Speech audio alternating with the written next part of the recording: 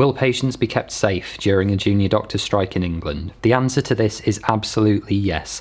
As you all know, the nature of the industrial action that is being planned is 72 hours, full tools down, full walkout, continuous withdrawal of labour. That includes the provision of emergency care, so junior doctors working in A&E departments, for example. Now, the really important thing there is that emergency care will still be provided, just not by junior doctors. So no, we do not expect patients to come to harm during a junior doctor's strike. But why is this? How can this be the case? Well, the answer is that when junior doctors leave, other members of staff have to come down and cover for them, and ultimately for us, that is going to mean consultants. So junior doctors, that's foundation doctors, registrars, trainees, will all leave. The gaps that creates have to be filled by consultants. And what that means is that you actually have the most experienced, the most highly trained doctors now on the wards giving direct care to patients, much more than they normally would be doing. And the reason this is so important is that it leads to elective services, things like elective surgical operations, clinics,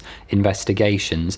Those things get put on hold because the consultants have been moved, and it is that disruption that is so important to what we're trying to achieve, because elective activity is ultimately how trusts generate money. And that is the point in all of this. The crucial thing to understand is that this is not, and never has been, about bringing patients to harm. Patients are innocents in all of this. We know that, the government knows that, everyone knows that. We're not interested in harming patients. What we do need to achieve, however, is maximum disruption to the system such that the government is forced to recognise the value that junior doctors provide. And ultimately money talks. So that's what we are targeting, not patients.